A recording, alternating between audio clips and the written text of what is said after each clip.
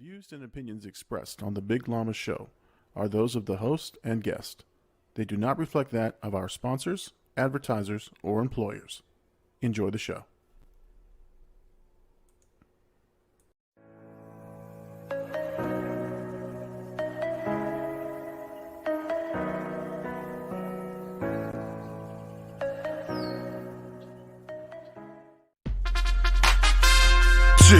It's in the she ruckus. Deadbeat, let's go, let's go, let's go, let's go. You ain't a killer, boy, stop. I hear you yelling stacks on deck, boys. Hey everybody, welcome to the Big Llama Show. I'm the Big Llama. Thank you so much for joining me. Joining me on a special day, but before we get to why it's a special day, let's bring in our co-host with us as always, Mr. Blackout AD. Blackout, how are you doing tonight, sir? Having another good Sunday, man. Having a good Sunday. That's good, man. How are you? That's the important question. So yeah, it's a special day for me. It's been the Big Llama's birthday. So 43 years young. I know that doesn't sound young to you, but 43 years young is what I am, and so. I am excited. It's been a really, really good day, man. I Father's Day was great. My birthday is great. Just doing the things that make me happy today. So today was like, okay, you get to do whatever you want. And so we didn't do anything. We just relaxed. I saw you posted a video today. I was like, this man's working on his birthday. Well, you know what's funny is typically. And this is the hard part of the show, or running the channel, is typically I try not to have the editing or the videoing to impact what I'm doing with the family. So what tends to happen is I will wait till late nights, and but today, since they said you do what you want to do, after everyone was sort of settled in, I sat back here and I edited for a while, and I was able to get my video out. So. Really excited about that, but and that seems very lame for my birthday. But I'm telling you, there's nothing more enjoyable than just doing what you want to do, and enjoying the day. So, oh man, it was a great day. It was a great day. So let's talk about a couple things. So first of all, before we get started, so AD, you've been streaming quite a bit, man, and I am. Yeah. I've been jumping in and out of your streams, just trying to see what's going on, man. What's going on? What are you working on? What are you working on now, and what you streaming on? Like I said last week, we've been playing a lot of this game called Splitgate. It's an FPS shooter. I'm having a lot of fun, and I'm kind of getting like the itch to be better at the game. So like even last night, I didn't stream at all, but I was just like shooting bots and just trying to get my aim better. I see a big gap in content in that game. So me and my friends, we're definitely trying to find our lane when it comes to that game. And like you said, I've been streaming a lot, so just trying to be consistent with it, trying to get as many hours. Like I believe I'm at like 70 hours this month. So I'm trying to finish this month strong, maybe get to like 80. That'll be the most I've ever streamed in 1 month. So I'm just trying to continuously stay consistent with it. Yeah, I mean, like I said, I've seen you doing that a lot. The game looks really, really fun. So and it looks like you guys have the leg up on a lot of the teams you guys are playing. So when we play, it seems like when we play together, like when it's like 4 of us, we tend to destroy a lot of teams. But then there's like a big skill gap on like how the game's played, because it's totally different than like, let's say like Call of Duty. There's like a futuristic element to it. So for me personally, getting used to that futuristic element, I'm trying to get used to it. But like my teammates seem to be all right with it. So I mean, we're doing pretty good. We're doing not bad at all. No, that's great, man. That's great. And like I said, I've seen the game. You guys have a lot of fun on there. So I try to jump in and just chime in. But I realize, I guess for you, it's tough, right? Because you're playing the game at the same time you're streaming. Yeah. You really can't respond, and then you're actually in a conversation with the guys on your other squad, right? Yeah. I think that was happening. I was writing something to you, and you're like, "Yeah, I got it. I got to say this because I'm streaming." Yeah, because they're not used to. Well, only one other, well, two of them technically stream. The other two just play the games with us, and like I'll repeat things for the stream, or I'll like try to have conversations with like the chat, and like sometimes they'll get annoyed, like, "Hey, stop repeating it." It's like, dude, I have to do it. Like I'm streaming, you know this. Every time I start playing with them, I'm like, listen, I'm recording right now, so don't say anything incriminating. Just understand we're here for entertainment purposes. It's more than a game. It's more than a game. It's about content.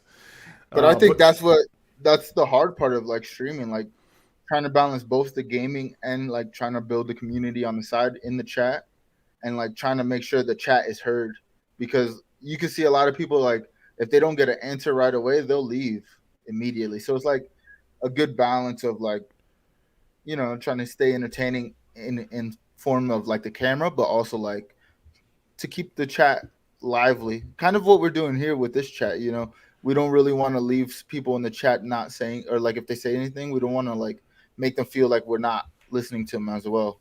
I think that's like the building blocks of like building a solid community, especially on Twitch. I think our only exception is, I think, when we're doing an interview, and if it's not relevant to the interview, we might hold that particular comment. I think we did that with Bert. Yeah. But for the most part, I think I loved it because Bert was actually interacting with the the subscribers. He was like, the minute it came on screen, he was just like answering the info, which was great. So yeah, we try to make sure everybody is accounted for sure. All right, so technically, I haven't done my spiel. I haven't done my little spiel for thanking the subscribers. So it's been an awesome week. The subscriber base has grown to about, I think I'm at 179 right now, which is awesome. I think 2 weeks ago I was at 120 something. The new direction of the videos, I think, is helping. They're more targeted videos. They're more actually they're more thought out and prepared for the future than they are for the right now. So like, I'm building a base of people. Like the video I put out, the first one was with the Field of Dreams, right? The Field of Dreams was one of those that I wanted to put on the channel. I did, and it got, every day it averages 100 views. And that's a 33-minute video.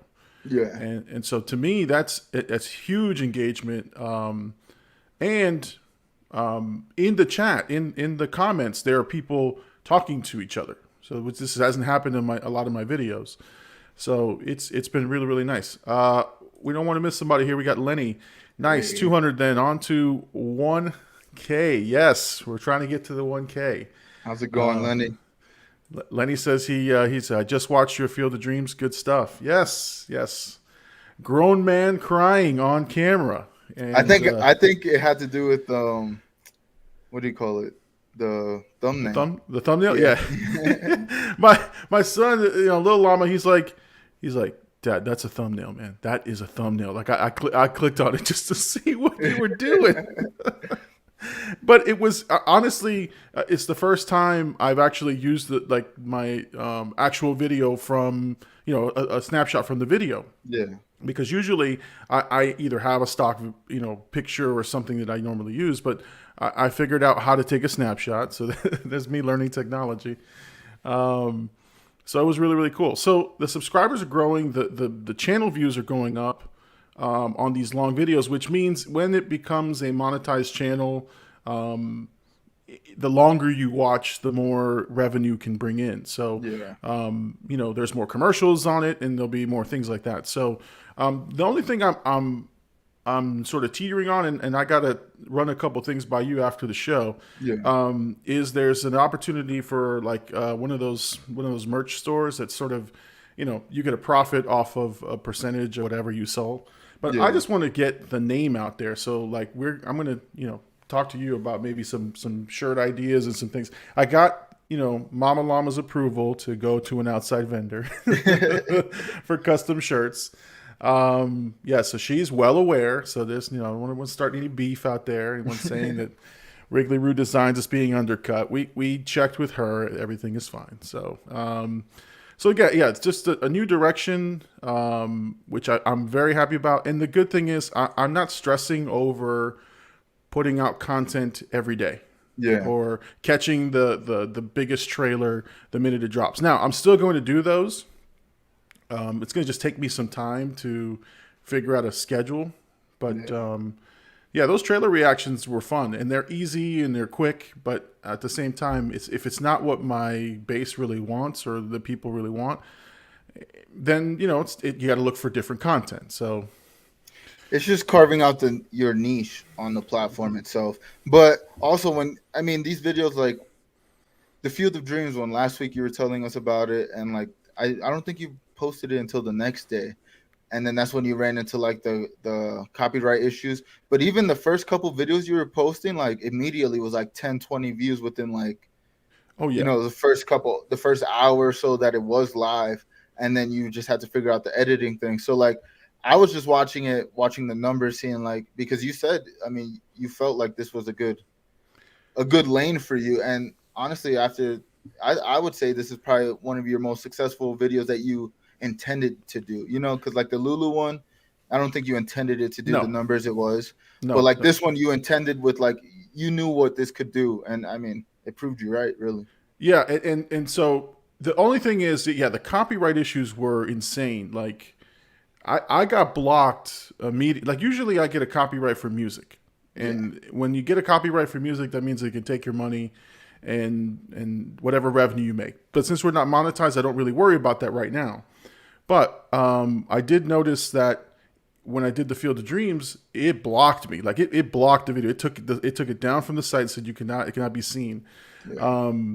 So that's why I had to start a Patreon, and not it's not a revenue generator. I'm really not trying to do that. It's just a matter of putting it somewhere else where if people want it, they can see it. And there's a ton of stuff that if the channel gets monetized, I'm going to have to move to the Patreon because then it's people getting money off of my content, and why shouldn't we get that money, right? So,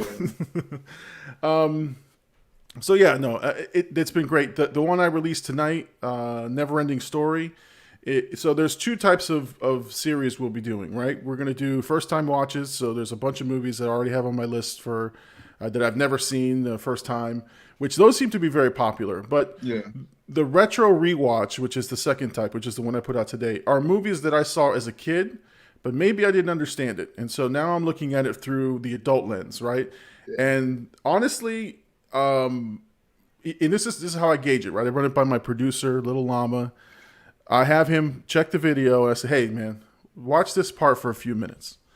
And so there was he was checking out the video, and I see him laughing, and I see him enjoying it. I see him, like he does his other videos, like, this KSI videos. I see him enjoying it. I go, okay, I may be onto something here, because honestly, the Field of Dreams and this Never Ending Story video are vastly different in terms of how much I speak, how much humor is in it, because when I'm watching something for the first time, I don't know what to relate it to. So I am truly reacting.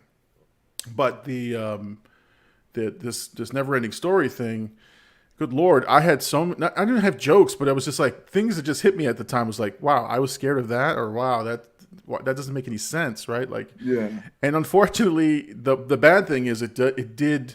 It was spoiler warnings. Actually, no. You know what? I'm gonna do the showbiz thing. Watch the video. If you haven't seen the video, watch the video. You'll see what my true reaction is and what my overall rating will be at the end. So how's that? So I'm learning. I'm definitely going to check it out.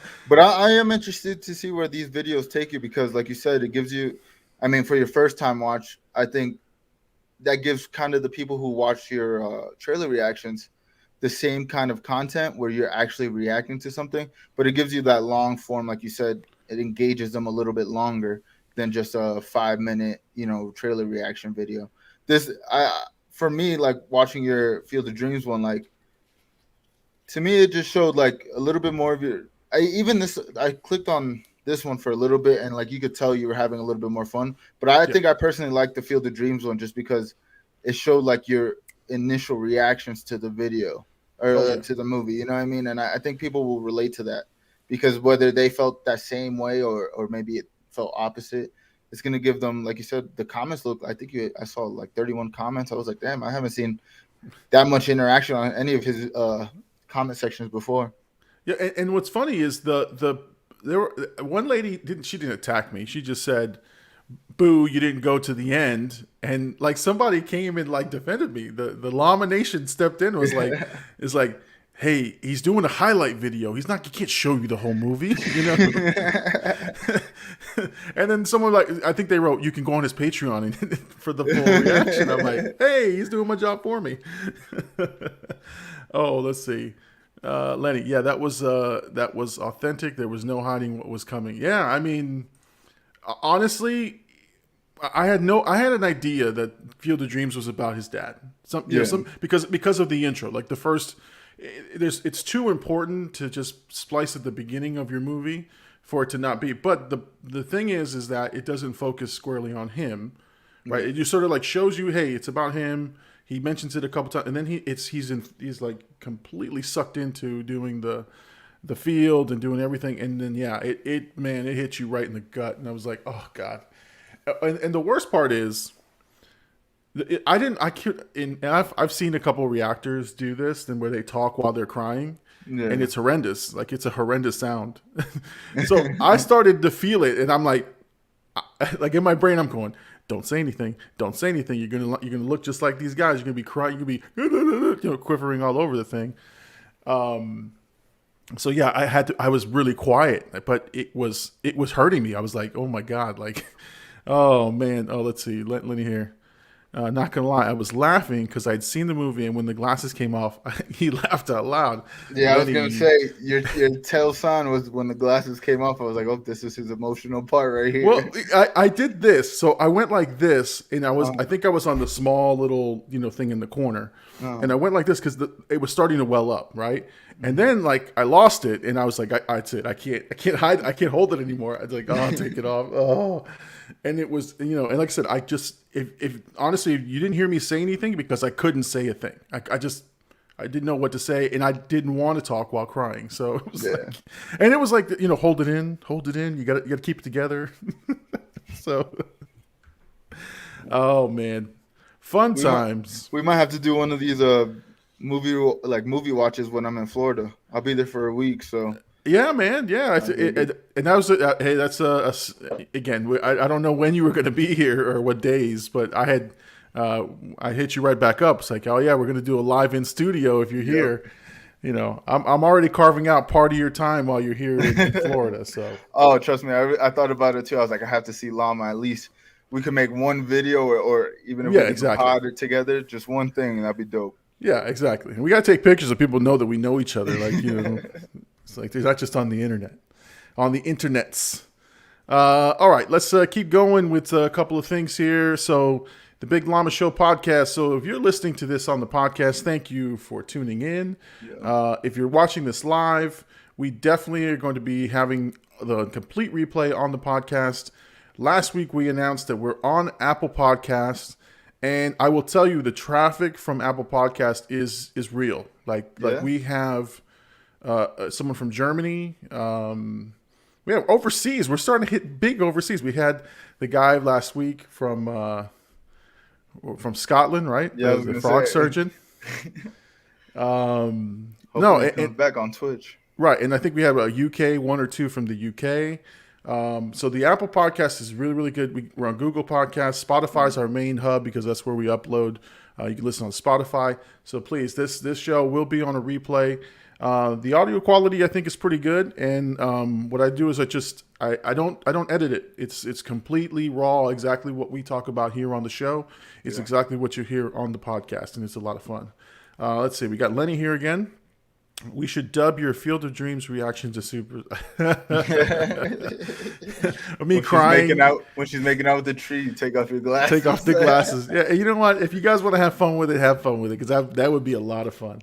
That would be a lot of fun. But to the podcast point, I think we're gonna be surprised. Like, especially, I mean, like you said, we've only been on Apple for a week. So if we're getting any traffic on it, we're gonna be surprised within 50 episodes, 100 episodes of like how much people listen to just the audio form, because that's what I've noticed. I've noticed like people who do podcasts with video and audio, they always say their audio numbers are far superior to their video numbers. And like I've seen a lot of podcasts say that. So it's kind of a good step for us, and it's going to be interesting to see who who gravitates towards our show through just audio. Yeah, it's weird because you you might stumble upon it, right? Like, and that's the thing. Like with podcasts, I realized that too because I'm listening to more of them, doing research and trying to listen in and listening to styles and how they sort of produce their show. Yeah. But yeah, you just kind of stumble upon an interesting conversation, and then you go down a rabbit hole. You're like, all right, I like these guys. Let me hear what else they got to say. And they've got 17 episodes on the podcast. I got content now for the next couple of days if I found anything funny. Yeah. And so, it's great. It's a great medium. I think this show lends itself well to it because we're definitely, not doing a lot of visual stuff. Yeah. There's some visuals on here for the viewers, but a lot of it is audio, Yeah. Let me clear my throat, man. Speaking of audio, let me clear my throat. Give me 1 second. But yeah, I think it's gonna be a good thing, man. I feel really good about this show. Like every time we do it, and like even today, my sister called me and her fiance, which is weird to say because she just got engaged. But congratulations, congrats to her. But yeah, fiance, his brother was in town. He's like, hey man, I we're on FaceTime. He's like, hey, I see you guys are doing that podcast, and I see you guys are like actually committed to it, like super dope, man. Like, and just getting that little like just good interaction from it. I'm like, damn, like people are noticing that we're doing this, and to me this is something good, man. For sure. Now I want to tell you we've got Dank Comics. Now this guy, Dank Comics, podcasting is a good choice. That's what he's telling us. Yep. And I'll tell you this guy, Mr. Dank Comics. If you don't know about this guy, he does a segment called Mr. Poppins, right? And it's awesome. He actually, and I think you and I talked about maybe doing this, I think on your channel, on your areas, but like real topics about depression, about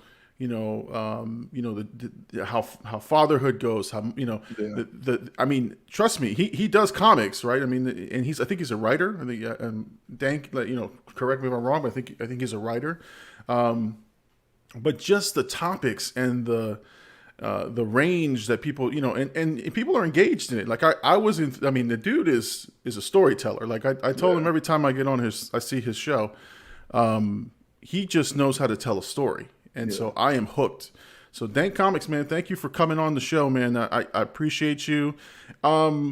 Which is a good segue. Dank Comics is part of this group of comic book guys who I've met recently. Yeah. And has really opened sort of my network of sort of contacts. And whenever they're on, Chamorro Cinema is one of them, 11 Bravo X Comics, Rock and Robbie, all these different guys that they're all together. They do this huge podcast, Fable.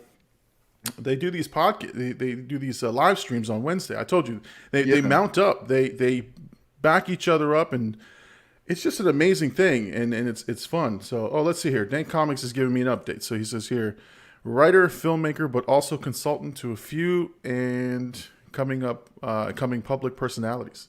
Nice. Dank, man. I'm telling you. And the dude's the real deal. I was on a live show with him, and again, it was a crazy live show. We were pitching movie ideas. Like, what would you do? How would you cross them over?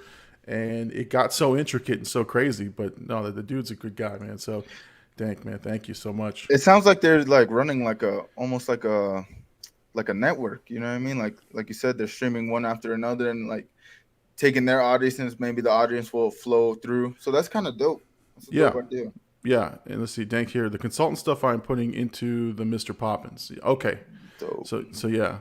So no, and you're right. It's a very well thought out plan of networking to others, right? Yeah. I think I think they're called the pop culture philosophers or something. I think that's their main name. They have all this. I mean, they've got sort of hand gestures. They've got sign offs. I mean, it's a whole community, and you're right. Some are bigger than others in terms of YouTube channels, but they are all supporting each other. And so I subscribe to every single one of all these guys' channels to make sure. Okay, Dank is just on it tonight. It says here, the Bad Batch kind of got together through Robbie Billups, pop culture philosophers. Okay, yeah. That's exactly it. So that's what they call themselves, the Bad Batch. And so that's, again, I think what Blackout you're trying to do, right, is to cultivate, and that's why this is great, you know, to cultivate that group that, you know, hey, how do we get our group out to the open, right? How do we get the content out there? So so this is definitely a model we can follow for sure. I mean, I see it with us, like even you being a part of it, because like Hercules Outlaw, who streams a lot, and then we got Big Homie, who he doesn't really make content, but he definitely has ideas for content. So like him, just like all of us, like, you know, if they post a clip, I see you liking it or like retweeting it. If you post something, they're sharing it. Like just the little stuff like that, like having a tight-knit group like that, sharing content, and we all bring different things to the table. So like I think we're kind of doing that over here on this side as well, which is like exactly. said, it's a great way to not to get your name out there, but also like make you feel like you're not alone. Because like doing this, like if I just streamed alone, you know what I mean? Like I don't know how long I would do it, you know what I mean? Or even if I would stay committed to it. But the fact that I have this show Sundays, or like me and my friends can get on, and when we're gaming for hours. So it's like, why not stream? You know what I mean? We're gaming literally hours, and we're just talking nonsense the whole time. So like, why not stream it and utilize that time? No, for sure. One, and this is an amazing thing. This guy right here. Now they left a message at 9:46 this morning, so I don't know that they're on. But Battle 66 Delta, they're the X11 Bravos. So it's an Army term. They actually reached out to me, like they said, hey, one of the guys, Chamorro Cinema, which is the guy who I originally went on the live stream with. Yeah, he's Chamorro Cinema speaks highly of you, and he says that, you know, whatever, and he's writing me, and he's a veteran just like myself, and he was just, you know, and this was great, and I'm just trying to highlight his cause. Yeah. He was asking me how I'm doing as a veteran, like how you adjusting, how's life.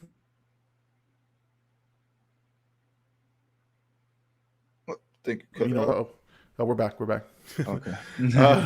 He's trying to do like a welfare check, like, hey, you know, hey, like veteran to veteran, you know, battle buddy to battle buddy. How are you feeling? How are you doing? And we really got to talk about our experiences in the Army, and this was all on text. And so again, building that network, and this is just so it's bigger than just trying to get viewers, trying to get hits, and it to me, that's the type of stuff I like. This is why I want to do this. There was just such a great, you know, and like I said, that it does net, you know, more viewers and more people, but it's a genuine reach out from these people. It's not like they're looking to get something from me, or I'm looking to get something from them. It's just like a mutual thing, which is great. Yeah. I'm sure we'll get to a level where there's people that come in trying to gain stuff, but you'll be able to weed out, you know, who's genuine and who's not. But like, I see us on a good trajectory of like, we're going to build communities, whether it's through Blackout, whether it's through Big Llama. We're going to build our communities because like people tend to gravitate towards us. That's what I've noticed a lot, like especially with Blackout, like people are gravitating towards the idea of Blackout. We haven't put any merch out, but people are asking constantly, hey, when are you guys going to actually put your merch out? When are you guys doing? So like the fact that people care, or like even Big Llama show, like your video, like people commenting on your videos or watching your videos, sharing your videos, like the fact that they're doing that shows there's something there. Because like, I mean, think about it. There's probably new YouTubers literally every day who get no interaction. Nobody really cares. So like finding we'll never know who we're going to meet through this. You know what I mean? Especially since we're at such an early stage in this. Yeah. And like I said, it's just this week and last week has just been, you know, I think 2 weeks ago I was down. We talked about it. Yeah, that I was down a little bit. But these last 2 weeks have been sort of, you know, like have refueled and helped me sort of reinvigorate the channel the way I want to do it. And again, I learned from, and this was from, I'll give credit to the guy, Caps on Comics.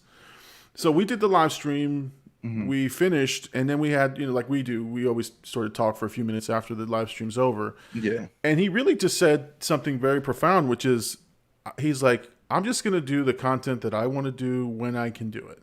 And it turned out that he has the same situation as me, which is he works, family, young children, and so he's just like, this is my hobby, my break. And when it becomes a chore, when it becomes I have to put this content out, then it ceases to be fun.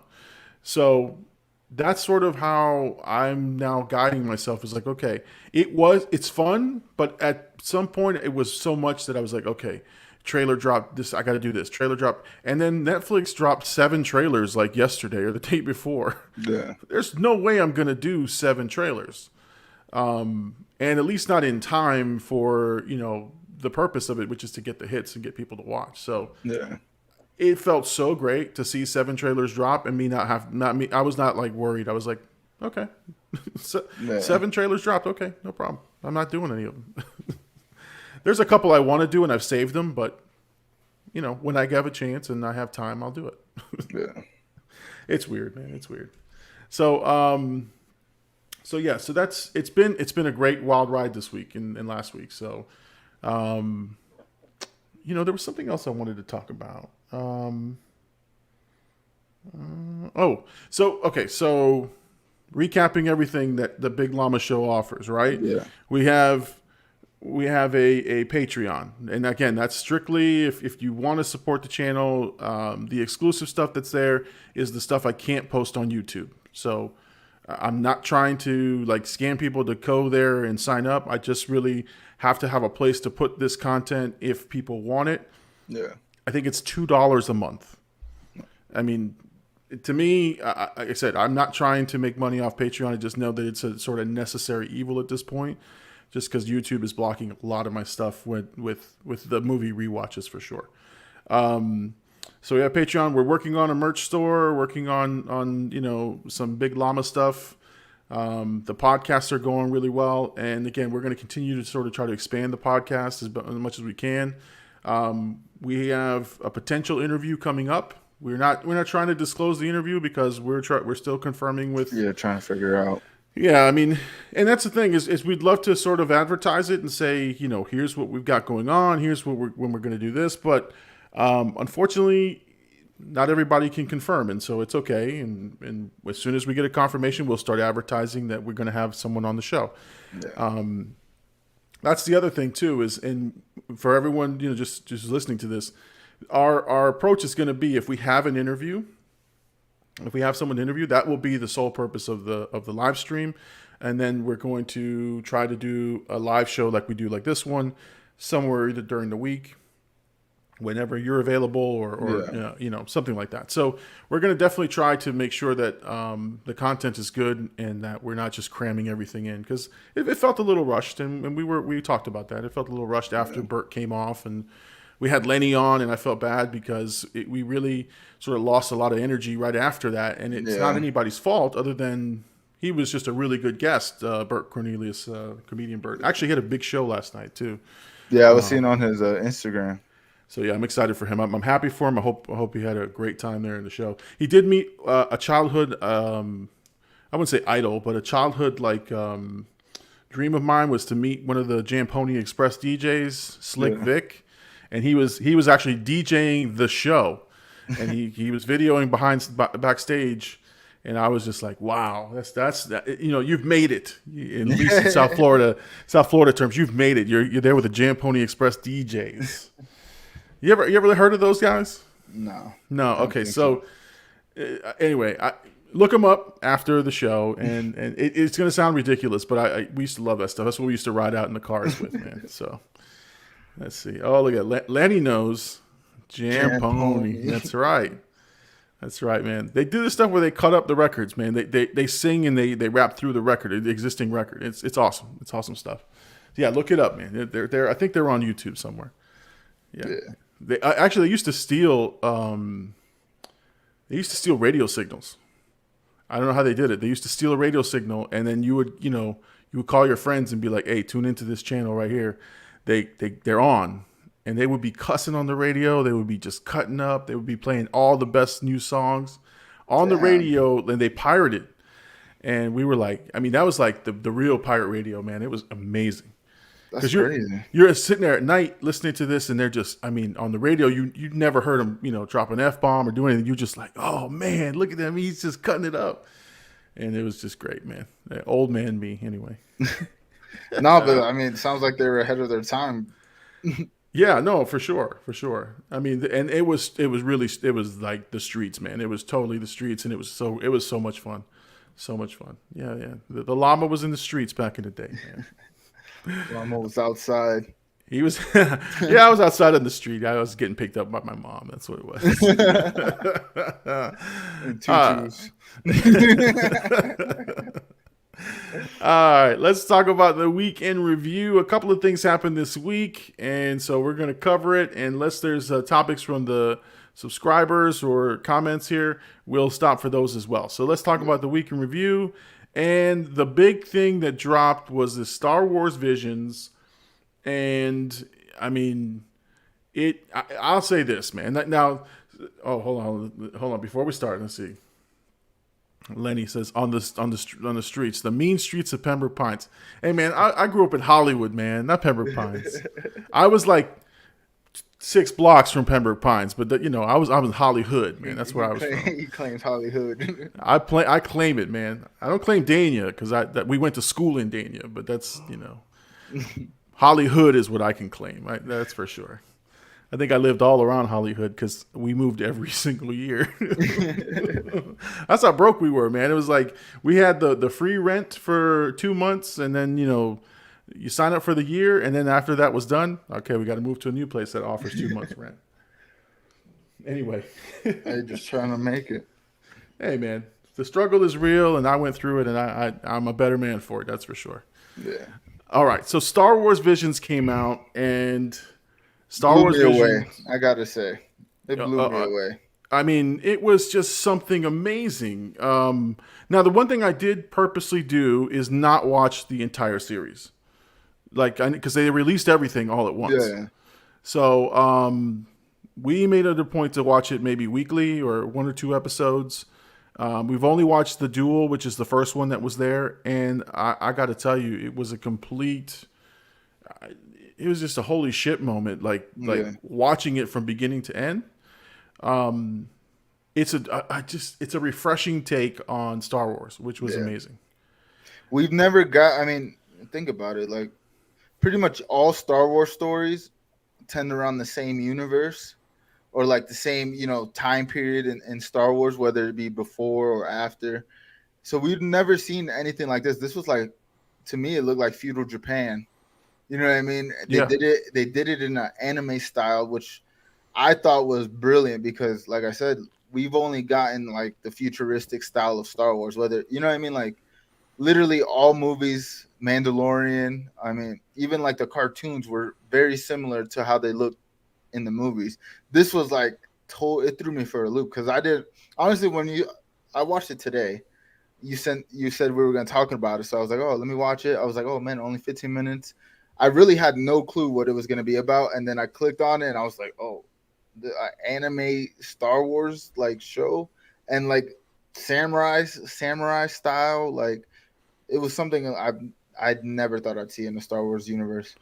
Yeah, no, I first of all, it was just there were so many little nods to existing Star Wars stuff that it was just amazing. Yeah. Before I get on to my part, the big homie came on here and says, the one time I'm late, we talk anime or comics. Yeah, no. Man, we're talking it all, man. We had Dank Comics on, and so yeah, no, big homie, we'll try to keep up on the comic stuff. We'll have a couple. I got a couple comic stories for you here, but no. So what I noticed on this one, first of all, other than the amazing visuals and the animation, like there was some that would look so real. Like such like movie-like quality. Yeah. And then some of it was like so primitive and like, stenciled and all. It just grabs you. But like and I know you watched it today, but like I've been thinking about it for a couple days, and so there was just so many nods. So I think the animators respect the material, and like for example, the opening sequence, which is the stars and then pan down to a planet that's complete Star Wars. Yeah. The droid had a little hat, and it was like an R2D2 thing. Yeah. There was nods to the Mandalorian when the R2D2 thing blew up a bunch of things that came out of it. The freaking the what you call it? There was some drones and some droids that were straight out of the New Hope. So like there was just so much cool stuff, and then but it never takes you away, and that's what I said. The story itself was great. Like I don't even know who this guy is. Yeah. And I'm looking at him right now. I don't know who he is. Did we even get confirmation on anybody's name? No, I don't think they said anybody's name because the main villain of it, I thought she was awesome. Like I thought her design was super dope. Her windmill lightsaber thing she was using, that thing was crazy. I was like, and that's one thing I got to give credit to because it obviously felt like an anime the way it was drawn. Yeah. The way the stuff they were wearing. You said you watched it in the dub form. I watched it in the English form, which now that I know there's a dub form, I'm kind of mad that I didn't watch it like that because I feel like it would have added a little bit. But it felt anime. It didn't lose the Star Wars aspect of it though. Like it still felt like I was watching a Star Wars property. Right. And that's what I enjoyed the most about it because it was like I love anime and I love Star Wars. So like putting it together was like, oh, I didn't know I needed this in my life. Yeah, no, listen, and that's what I'm saying. Like, I knew I was watching Star Wars, but I was like, I mean, it is a typical story. Like, it's a war-torn country. They're coming in, they're cleaning things out, and he's a lonely wanderer, and he's just there doing his job. But man, when he unsheathed that samurai sword, lightsaber, that was ridiculous, man. I thought I had seen it all, like, and he was like, touching it, like, like just little by little touch, and then just unsheathed it. And I was like, oh, this guy's amazing. This guy's a warrior. This guy, and he had a red lightsaber, so it was like, was he a Sith? Is he evil? Which he also didn't give confirmation on that either, because he did say he's not a Jedi, but he didn't say he was a Sith either. Right, exactly. Man, and then there was that droid or the guy with the Gatling gun. Yeah. Just like completely annihilating stuff. I mean, there were snipers. But have we ever seen a droid like his where it was shooting like missiles out of it? I don't think we've ever seen a droid do that either. Like a R2D2 style droid. No, I think they tried to give R2D2 some more tools when they did the prequels, but it's nothing like that. Like that's but that's exactly the I think they're called the Whistler things that come out of the Mandalorian. Yeah. That's exactly what that was. No doubt it was everything that you've seen before. But it just took out the bad guys, and it was great. I mean, And then there was the and Lenny, I haven't forgotten you. I see your comment there. I'm going to get right to it in a second. And then there's the duel on the water. Like again, this was 15 minutes, and I'm explaining it like it's a long movie. Yeah. There's the duel on the water, which I think is a nod to episode 3, the lava fight. Yeah, that's what I've got too. Yeah, I've got the high ground, that type of stuff. And then like, well, actually, I was gonna say, Disney Plus is going a little risque with their shows, with What If and now this. Like, that lady put that umbrella thing through that dude and then opened it up. Like, she tore that guy up, and I was just like, whoa, that's violent. But all right, so again, amazing show. I think I'm going to be now. I saw that a guy had a ranking sheet of all the shows, because he had watched them all and he wrote his comments. A lot of 7 out of 10s. Only 2 of them were like really, really low rated, but it's just because he might not understand that particular quality or that style. That's what I would give this. I would give this like 7.5 out of 10. Yeah, because it had me captivated the whole 15 minutes. The art was beautiful. The lightsaber umbrella to me was mind blowing, because like every time they introduce a new style of lightsaber, I'm like, man, I thought they already thought of every like thing they can do. Oh yeah, she was badass. Yeah, I mean, she was badass. That to me, and she had heels on. Like, I didn't even notice that. No, listen, she came because it was an overhead shot. She comes up, and it's like I'm like, dude, she's rocking it with heels. Like she's about to kill somebody. It'd be bad if she had like little lightsaber heels. All right, what I am kind of like a lightsaber. She just kicked somebody. Exactly. I like how she took the lightsaber out of it too, and it was just one actual lightsaber. But I'm kind of mad that they got rid of her. So now I'm curious because obviously I didn't watch any episodes after. Is this going to be like a continuous storyline, or is it going to be kind of like What If, where it's like different episodes about different people in different areas? Because I was kind of sad that they took her out right away. Yeah, no, I think it's individual stories from each of the different huge animation houses, because I honestly think this is like a test run, right, for a potential like long-term Star Wars series. Like, will it work? Yeah. Right. I think it'll work. I think given I think people, this might be, I don't know, like people are interested in anime more and more. Yeah. Like it's a huge, it's starting to, it was huge back in the 90s and then it died out a little bit.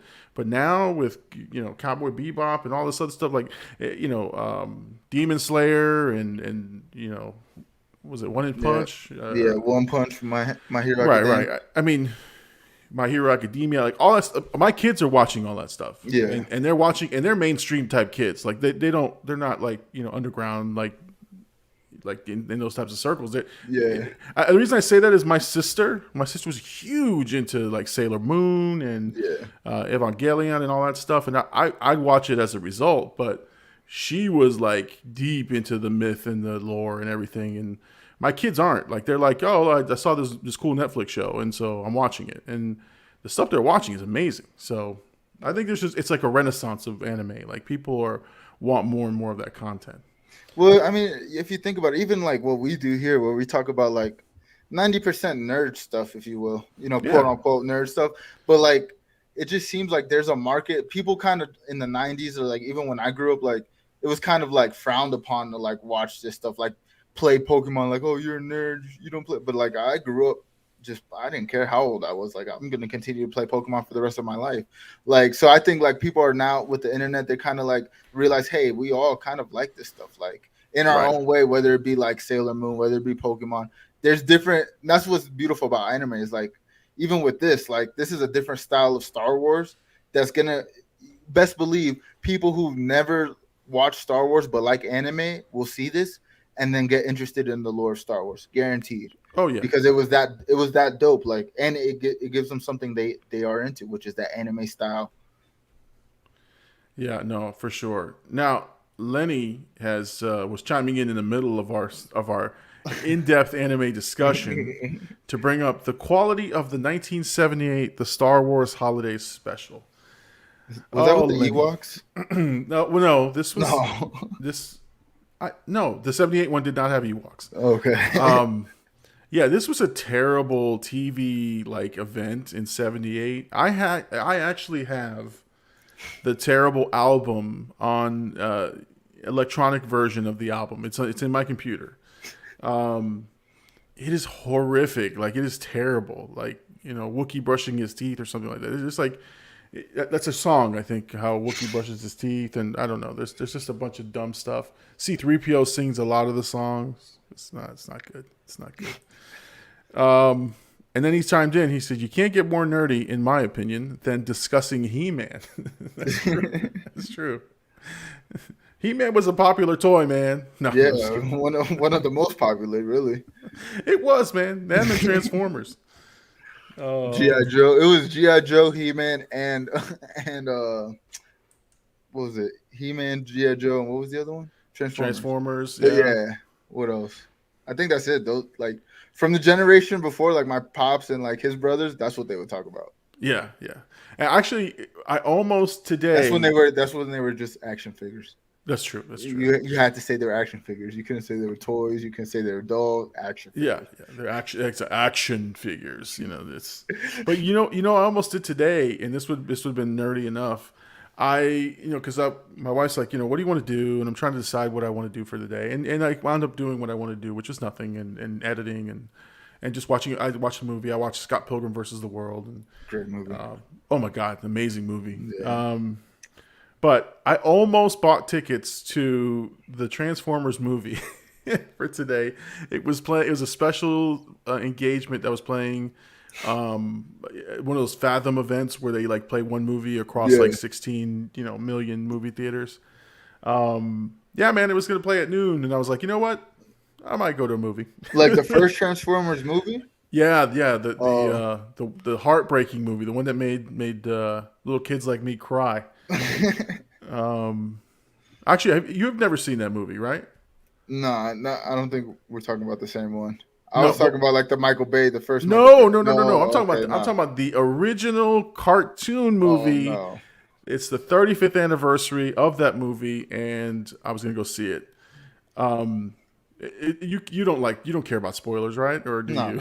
Like you're not gonna be like upset with me if you go watch Transformers. And I'm gonna go on your comment section. He ruined Transformers, the 35th anniversary for me. Oh my god! So this is the one that shockingly, because so in the 80s, and the formula was simple. There's a bad guy or a situation. Good guys come, they fix the situation. If some of them are almost in trouble, that's when they cut to a commercial break, and then they come back and everybody's fine. Everybody's fine. Nobody dies. No characters get killed off. At the end, they do a PSA. It was all formula. No robots were hurt during the filming of this. Well, I mean, they're like, you need to be good human beings. Like, oh my god, like really, but. So this is what happened. They load you in. You're watching this Transformers movie. You're enjoying the shit out of it because you're like, I'm watching Optimus Prime do things I've never seen him do before. It was great. It expanded the universe. It was awesome. But Prime dies. Prime turns colors. He turns gray, like Vision. And as a kid, you're like, wait, no, it's not happening. Not now. Hold on. Where's the commercial? Man, this is a 2-hour movie. It's like it's just a movie. There's no commercial break. Prime dies. Robots are sad. Kids are crying. It's just insane. It's insane. This was the end game of the time. Oh my! Listen, it was totally the end game, but we didn't see. At least end game you saw it coming. Yeah. This you did not see coming at all. You're just like, wait, what? Prime is dead? What? He's the main guy. He can't die. Is that how they ended it, or did they like resolve it towards the end? Somebody else takes on the Prime label, and that's when you figure out that there are more than one Optimus Prime. There's different types of Primes. There's Amazon Prime and that type of stuff. But but yeah, no. As a kid, you like I actually had a conversation with a couple guys on Facebook who posted a picture of it, and like, dude, don't bring up these nasty memories, man. This is my childhood ruined. And so it hit people pretty hard. So anyway, that's Transformers. I was going to go watch that and go cry in the movies on my birthday. A 43-year-old man sitting in the movie theater just sobbing. Oh, God, Prime is glasses dead. off, no glasses on. Hold on, here we go. Oh, God, Prime is dead. Oh, God. Oh, man. I think we know what retro rewatch we need to see. Oh, no. Listen, I've got Little Llama penciled in for the Dark Crystal. He's never seen it. I've seen it a million times, but he has refused to see it. So I said, okay, we compromised. You and I watch it together. Right, we do it for content. He's like, yeah, I'll do it. That's fine.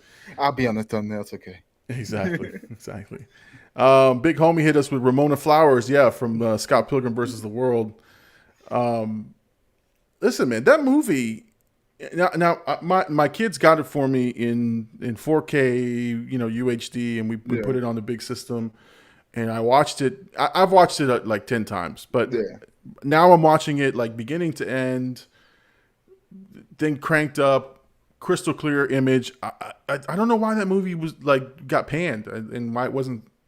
I think it was ahead of its time. I think it was like an anime type movie. It was really like, I watched it, I think, when I first moved to Colorado.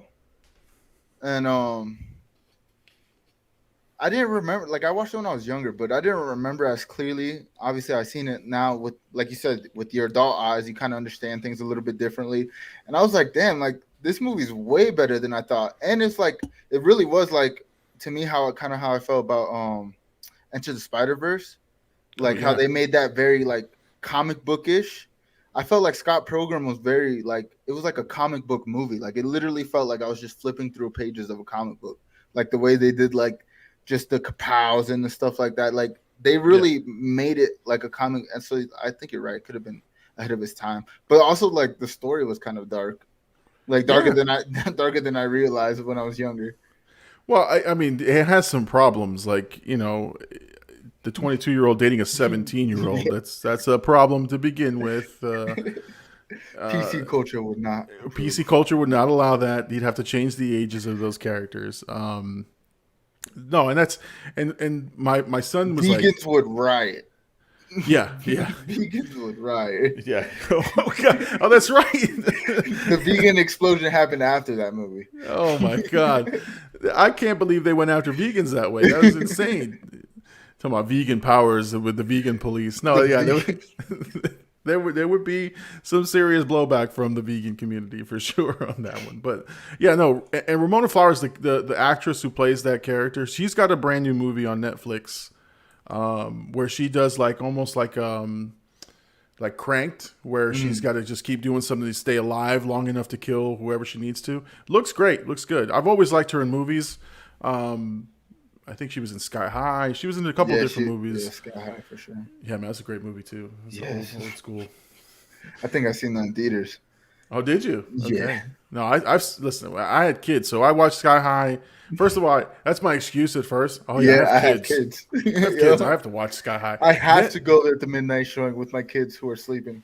And then I wind up watching it like 6 times by myself. So you know, sidekick. See, I know that one real good.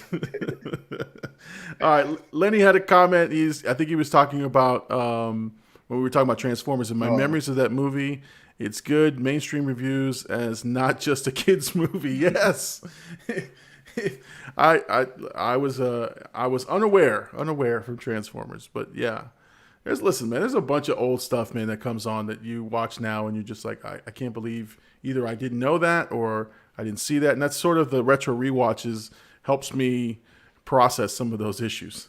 I feel like that's the beauty of like, I think you get a good like, especially with like, quote unquote kids properties or like cartoons and stuff like that, when you can entertain the parents and the kids with the same story, and then like the kids grow up to realize, oh, this was a little different than I saw as a kid. Like I think that's the beauty of it, like rewatching these things and seeing like, oh man, I didn't understand that when I was a kid, or wow, this guy died, like I thought he was just he was just going away on his merry way or whatever.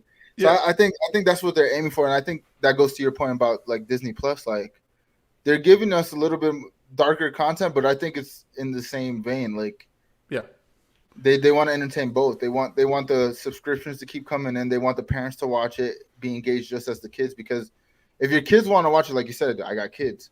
So if your kids want to watch it, you're gonna go watch it. But they want to get you into it too. They don't want to just lose that opportunity. It's just a kid show.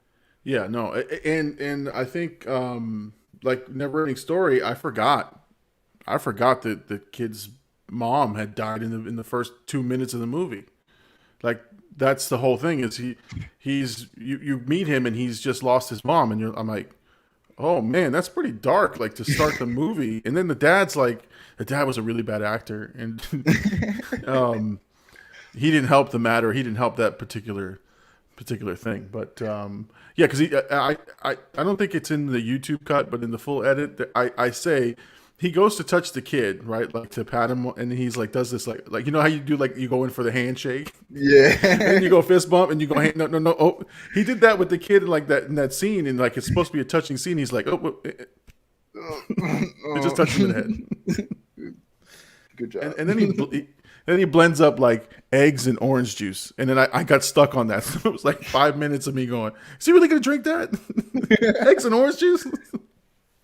Oh, man. He probably just seen Rocky. I was like, man.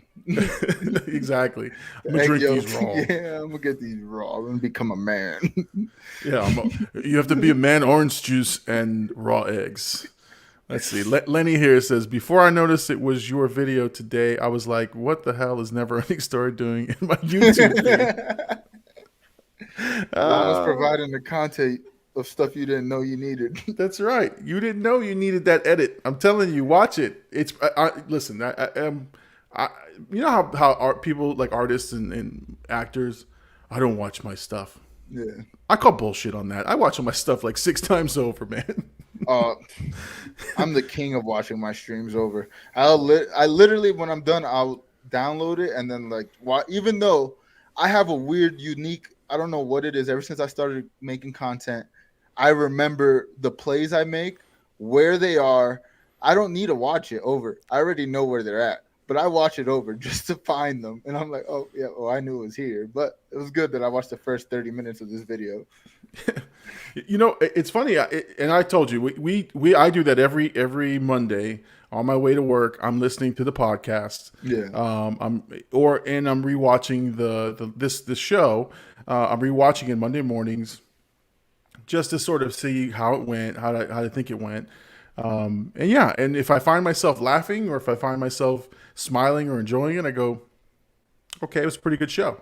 Show. If there's moments where I was like, ooh, this is a little cringy, then that's mental notes for me to see something else. All right. Oh, Lenny's got something here. I tried to get my daughter to watch the movie with me. She wouldn't. Oh, which one? Neverending Story? Well, you know what you got to do, Lenny.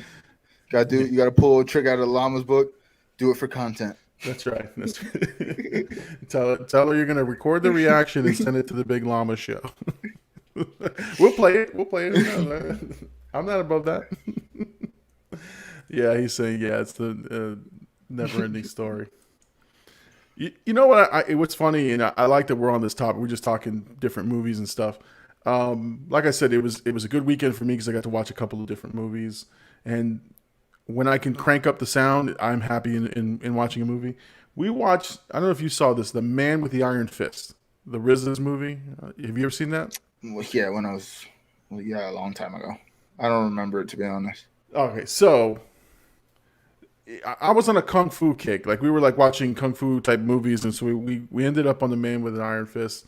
And yeah, I forgot there were some pretty risque sex scenes and there was a brothel with some scantily clad women and some different things happening, and it was Mortal Kombat gory. That's how gory it was. It's Mortal Kombat to that level. So, here I am with little Llama watching, and I'm like, I think there's the part in my brain, I'm like, I got to edit something. So this is the uncomfortable thing. I sit there with the remote in my hand like this. Ready to go. Unless I know when the scene's coming or I know the movie really, really well, I sit there with the remote in hand ready to fast forward 10 seconds or fast forward. And I didn't remember the movie, and I thought, oh, maybe it's just one scene. Maybe it's there was one particular scene where I caught it, and it's like, oh, boom, fast forward. You fast forwarded to the next scene. Yeah, I was good. And then I forgot that now, mind you, this is like the climactic battle. Like the clans are getting together. People were starting to really start about to throw down. Yeah. And they got to go get Russell Crowe's character. And he's in there doing all kinds of stuff with these brothel ladies. And I'm like, oh, dear God, I forgot. And there's sounds coming out of the speakers. I'm like, fast forward. Now, you couldn't see anything. It wasn't that bad. But I got my little 13-year-old sitting next to me. I'm like, let me move this real quick. Let me change the channel. And I think I had a menu. And I just like skipped the chapter. Oh, my God. Oh my God! Oh, let's see here. Lenny's still talking about Neverending Story. See, he wants to watch it. Not his daughter. He wants to watch it. He said, we have fond memories of that movie, Neverending Story. It looked like cutting edge stuff. Yeah, Falcor to us, but to a kid born in 2010, they're like, no. Yeah, and I think I do say that in the review that because that's one of the questions I answer is does it hold up? Yeah. Is it worth it? Does it? And I said no, it doesn't hold up. But that's okay. It's a 1984 movie. Like, what do you expect? But you're right. To us as kids, that movie was amazing. We're like, oh, I love Neverending Story, Falcor. I want to ride Falcor around. Yeah, I knew his name, Falcor. You know what I screwed up on? The horse's name. The horse's name is Artex. Artex. I called him R-Trax the entire review. It only was in my edit that I'm like, Oh, you idiot! You idiot! You said our tracks the whole time, and then like I think towards the end of the movie, I realized I screwed up the name. And I was like, our tracks, our text, our text. So I'm like, I couldn't say it right. So I was like, that's The horse, the horse. the horse, man, the horse. Oh God! All right, let's see. Oh, you pissed off some nerds. Yeah, I did. I definitely angered the Never-Ending Story fanatics. Now, I do know there's a Never-Ending Story 2 and 3, and I'm never going to watch them. I'm never going to watch them because from my understanding, I've never seen them, but from my understanding is they're terrible. They're complete horrific mess, and I don't want to. So, yeah, Never-Ending Story nerds, if you're out there, I'm never watching 2 and 3. Come at me. Unless you sign up for Patreon. unless it's the top vote in my Patreon poll, right? You know what? I should do that. Patreon poll. Which movie should I watch? Never-Ending Story 2 or 3? Maybe let's skip 2, go straight to 3. You'll get the same plot for both. Exactly. And Falcor comes back, I think, in 2 and something like that. So, why I know that I don't want to talk about that. All right, let's move on to the next topic, which is Marvel Studios. What if they had the big Thor episode and wah, wah. It was filler for sure. Oh my God! If there was ever a filler episode among filler episodes, that was it, man. That was the one. It was it wasn't terrible, but it wasn't like anything like the other what ifs. I think if this, you got to think like we saw the Killmonger episode last week. You saw the zombies one the week before, and then the Strange one before that. Like 3 solid episodes in a row. Then you give us this. I think if this was like the first episode, we'd be like, oh, it was fun. It was a good time. But like after the last 3 weeks of getting fire episodes, and like honestly some of the best like Marvel stuff we've seen this year, you know what I mean, like in terms of storyline and using those characters, and then you just get like a literal party Thor, which bro Thor, right? So, bro Thor. I mean, there were so many characters that showed up for Thor's parties. Every movie Thor was a part of in real life, those characters were there, which I didn't even not that I didn't realize, but I was just like curious, like how did they even get here? Like, because he gets to Las Vegas and then you just start seeing like freaking Skrulls walking around. You see Nebula, like, and they're literally just all partying. Yeah. I mean, it's like Skrulls. Hey man, do me again. Do me. do me. Literally 5 of them. I mean, and then he gets with Dr. Jane, right? Like, yeah, it's like, come on, man. Even her, like, she's supposed to be like, I mean, he calls her a genius, but like, she's all like lovey-dovey throughout the whole episode. Like, did he leave a note?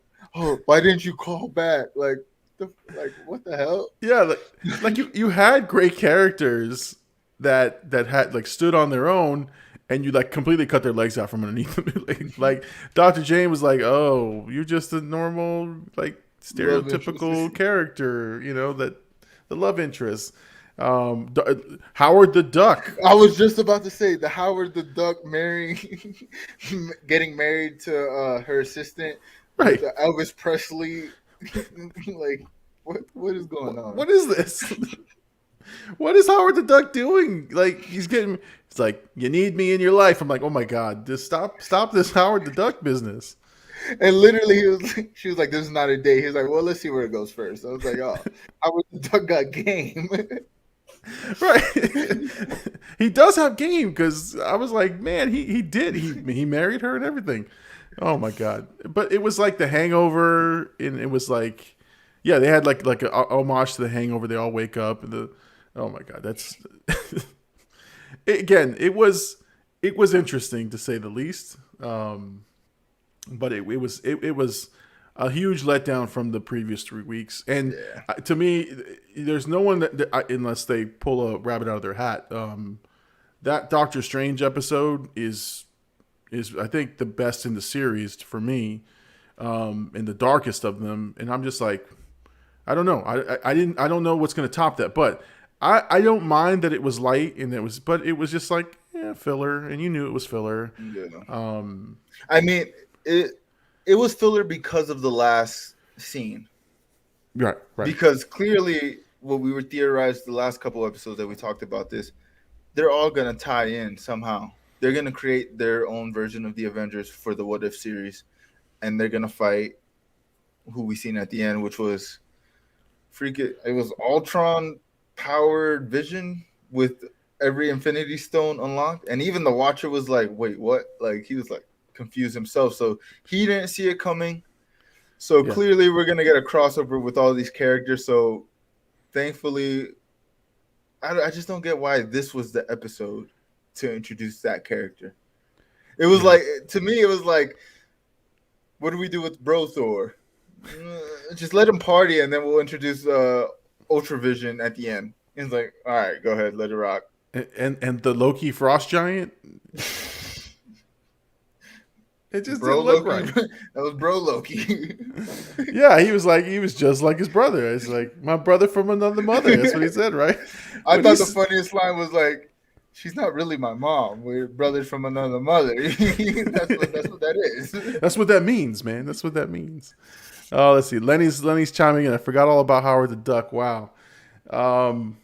Okay, so so Lenny with the segues. He doesn't even know what I have in my back pocket, but he's helping me out. I got Howard the Duck today on 4K Blu-ray. My kids bought it for me, and I'm like, because I like Howard the Duck. The movie is not the best movie ever made. It's kind of awkward and weird, but I love that I got it, and now I'm gonna watch it. But I'm like cringing because I'm like, there's a duck sex scene in there that like a weird, like I don't, how do I edit that thing? How do I explain the cross pollination of species? He must be popular because this is the second time in What If he got shown, because I think they showed him like one of the first two episodes, and then even just like him as a nod in like the first Guardians. You know what I mean? Like they continuously show him throughout the MCU.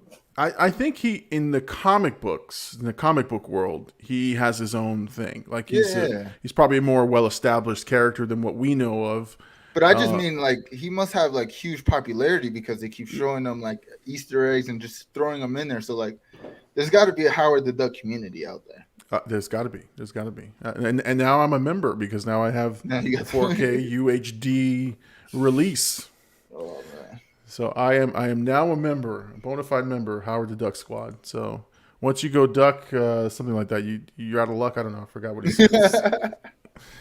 Anyway. All right. Let's get to our last and final story, which is a pretty big one. Wait, but before we go there, I was going to ask, what do you think is going to happen with the What If? Like, you think there is going to be a big crossover with this, or?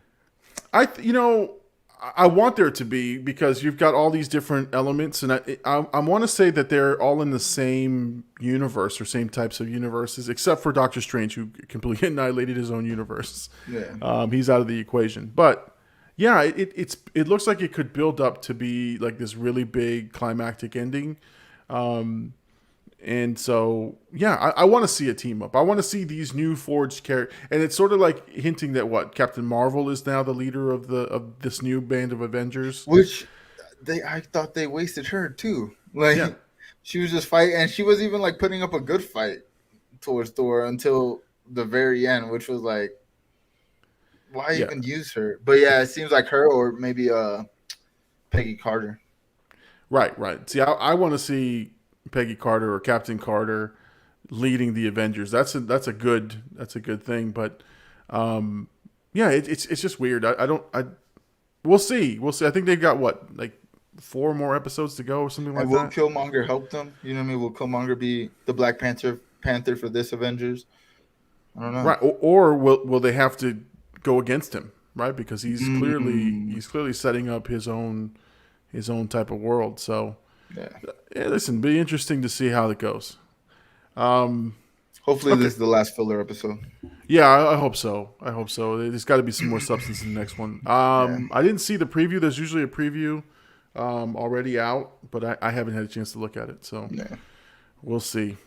Okay, so segueing to our last and big story. Big news. Marvel Studios is suing to keep Iron Man, Spider-Man, and the Avengers rights. So as you see there, it says Marvel is suing the heirs of some of the company's most notable characters in an attempt to retain the rights to the characters. Now, I did do a little bit more reading on it, and what I saw was that there's a trademark issue, right, where the trademark will expire at some point, and then I think either beginning or end of 2023. yeah. And what happens is I think the trademarks go back to the original creator of the trademark. I think that's what I read. And so they're suing the families or the heirs to these rights to maintain and keep them, which is it's a little low to do that, but I get it from a business perspective. Like, you can't lose Spider-Man, Iron Man, the Avengers, and to just anybody. Like, because It was literally the list of characters was literally every character they made a movie on, like prominent characters. I was like, because I kind of thought it was like just characters they had in the tuck. You know what I mean? Like characters they were gonna no, but it was like Doctor Strange. You said Spider-Man, Iron Man, like literally the whole MCU what they're based on, they could lose that. And I saw somebody make a point like, well, if the heirs, it probably won't happen because they also the same person made I guess like the Predator like franchise went through like something similar, like right before I guess they released like this new movie that's coming out. right. And they said like most likely Marvel's gonna retain the trademark, they're gonna keep them. But like they were like in another world though, like if the heir of like Spider-Man got control of Spider-Man, they can literally be like, hey, well, I don't want to work with Marvel. We'll take it to DC. Like, hey, DC, you want to do a Spider-Man Batman collab? Like, Yeah, which would blow people's minds, but Yeah. but Marvel would go crazy. And I think that here's the thing, and they have to have seen this coming. yeah. And I think maybe they were working deals with the families or trying to figure something out. And listen, when the families realize that these are billion-dollar franchises, it's going to take a lot of money to keep them in place. And if you're not willing to pay, then you can take it to the courts. And then, But I also feel like this is like a proactive approach from Marvel, like suing them ahead of time before the trademarks are done, like just to probably try to get it finalized. And like I think there's even like talks like, well, Marvel used them as like work for hire, so it's like, yeah, they did the trademark, but it's really under Marvel's thing. So I see Marvel keeping the rights to these characters, but I do see them probably like paying a good amount of money to these heirs. Yeah, I mean, listen, Marvel is printing money with these movies and with their licensing and merchandise and I mean, Disney Plus, I mean, listen, Disney's not going to lose this revenue. No. I mean, this is Marvel is, I think, what is made Disney Plus successful. Yeah. Not to knock, Disney's existing catalog. I would say Marvel and Star Wars. Right. I would say Star Wars as well. Yeah, those are the two tentpoles that are keeping it going, I think. Yeah, because that's why I subscribe to Disney Plus. I was sold on Star Wars first because I think I'm a bigger Star Wars fan than Marvel, but sold on that, and so I was like, I got to get it, I got to have it. And then the fact you got Marvel on it on top, I was like, I'm sold. Where do I sign? I think I signed up for a year. I think I bought the year, like up front, which was ridiculous, but I figured I'm going to have it anyway, and there was a little bit of a discount, so I did it. But Disney has good quality stuff. Now they own, I think it's Touchstone Pictures, which has a huge library. They own 20th Century Fox. Yeah. They now own, obviously Marvel. I think even like National Geographic or something like that. National Geographic. Yeah, so they've got a great collection of content, but yeah, Marvel is going to be the reason people are there. Like these Marvel shows are what's selling Disney Plus for sure. Yeah. Now, Lenny has other ideas. He said DuckTales is why he's subbed for Disney Plus.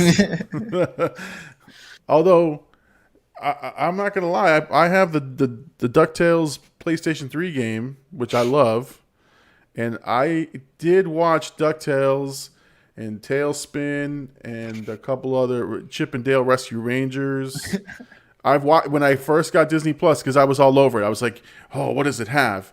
And it, you know, I went to those shows, and I also went to the old X-Men show, the old 1990s X-Men show, which I loved, but it's not the same. Like I hate saying that, but like I wish I could feel what I felt when I was a kid when I watched some of these things. Because I'm watching them now and I'm like, ugh. That's how I felt about the Spider-Man animated series. Like watching it back, I was like, this is way slower. Like the tone, I didn't like the tone of it. I hated Peter's voice, and I was like, man, I used to love this show. Right. You couldn't wait till the show came on. Why is he always talking to himself? He's just expositioning everything we're watching. Exactly. And the formulas, man, the formulas are so. Like, if you watch 6 episodes in a row, you're like, okay, I get it. I already know how this episode's going to end. Yeah. You get it already. So, but when you were watching weekly Saturday cartoons, you had short attention span. And when Saturday came, you didn't care if it was the same story. You were going to watch it. So, like I said, I think that's the kind of the theme of tonight's show is that. It's that, you can't go back to that first time you saw something or how you felt as a kid.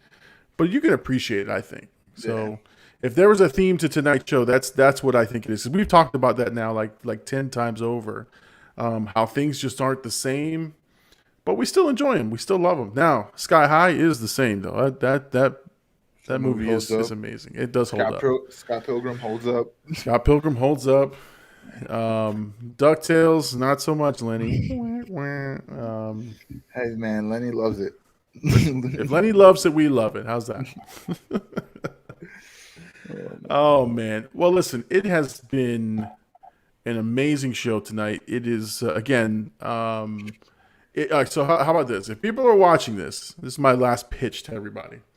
If you're watching this, know a couple of things. One, I need you to subscribe. That's, point one, subscribe to everything we got. How's that?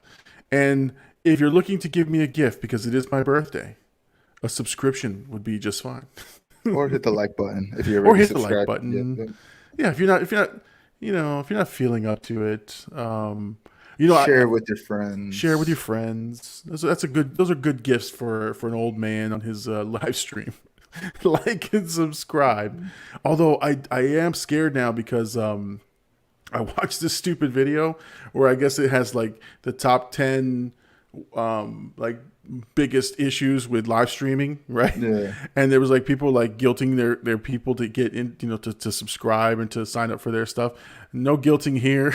We just, if you enjoy the content, like it and subscribe. If you're a friend and you want to support the cause, like and subscribe. If you don't like it, thank you for coming. That's all I could say. If you don't like it, dislike, but still continue to watch it. Exactly. Hit a couple comments, start a little fight. That'll be great. Oh, let's see. Lenny's signing off here. He's saying, thanks, fellas. I'm prepping for a 9:30 a.m. meeting, and I have presso due. Let's see. I'm not a procrastinator. I just work better under pressure. Yeah, I think we're all the same. Yeah, I got to get up at 5 a.m. to go work out tomorrow morning. And so I got to cut the show and put it on podcast tonight. It was funny because at the beginning, it's like, this might be a short show. We always say that. or we're going to talk till 1:30. And it seems like the latter half. Listen, and that's what I like is that we're able just to get on a bunch of different tangents, a bunch of different topics.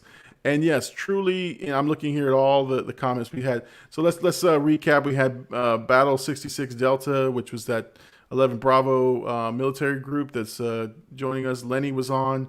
Dank Comics was on. So he was there. Dank Comics, thank you so much for joining us. Big Homie. Yep. Big Homie was on. So again, it was a great show and just a lot of fun. Before we go, anything else, AD? Nah, man. Just look out for more content from us. I'm gonna continue to live stream. You got you're finding your niche. So I mean, I just want to say happy birthday, and I told you in text, like, hopefully next year we're celebrating another birthday on stream. You know. Oh yeah, for sure. At minimum, we should just do a birthday show. Like it should definitely be another birthday show. So maybe yours is next, right? Well, yeah, April. So. That'd be Oh, closest, okay. yeah. Well, all right. We got a little bit of time to work to prep for that. Hopefully, we'll be at like 10,000 subscribers by April. We'll see. Never know. Lenny hitting me up with a happy birthday. Yep, you almost were late there, Lenny, but you got it right in You time. got it right in time. Thank you, man. Hey, he's not a procrastinator. He just works well under pressure. Exactly. All right. Well, listen, everybody, make sure you like and subscribe. Make sure you let your friends know about the Big Llama Show. Make sure you check out AD on Twitch, Blackout AD on Twitch. He's streaming a lot of content there, a lot of great stuff. If you see any videos from us, make sure you hit like and subscribe. If you see us on Twitter, share our stuff, retweet. We'll retweet your stuff. Just let us know what you need. Engage in conversation. That's right. If you want to hit us up, we're all over the social medias. We're all over the Twitch, Facebook, and YouTube. YouTube is where our channel is found, so please like and subscribe there. All right, I'm the Big Llama. This is the Big Llama Show. Thank you, everyone, for joining us. Good night, everybody.